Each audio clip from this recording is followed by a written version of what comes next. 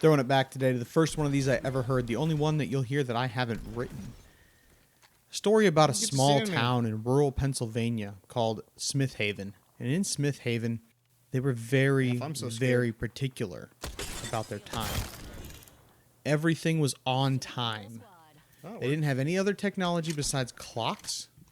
They were all mechanical clocks, and they all had to be wound, and every person had one. There was one very nice scientific clock in the middle of town that they all set their time to. And there was one gentleman in the town, and his only job in the town was to ring a bell on the minute, on the second of every hour during the day.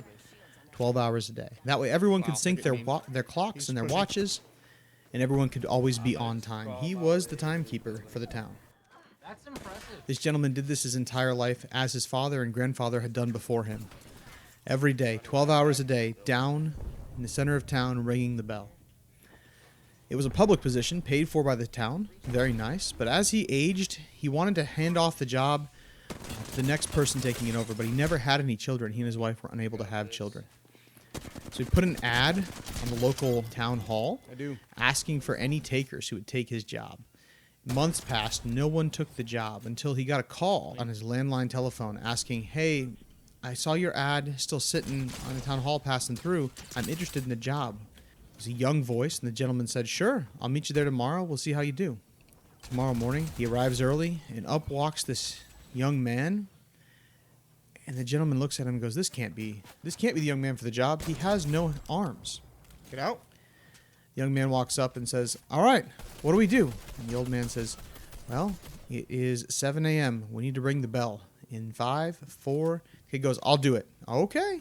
3, 2, and the kid walks over, smashes his face and head into the bell. The bell dongs very loudly for the whole town to hear. It's perfect. The young boy stumbles back, dazed, confused, shakes himself off, gets back up, and the old man says, "Are you okay?" And the young man goes, "Of course.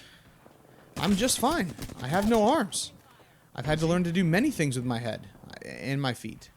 I'm just fine." The old man says, "Okay, well, you can work today and we'll see how you do." The young man works for the day.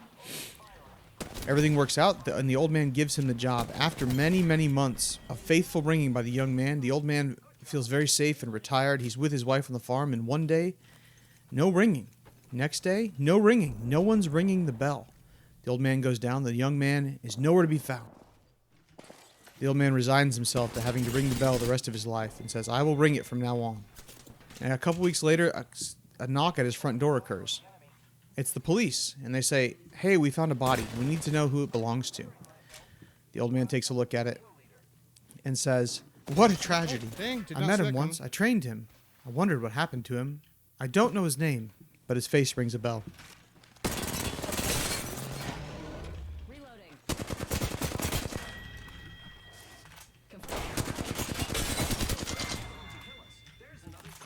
Take your meds!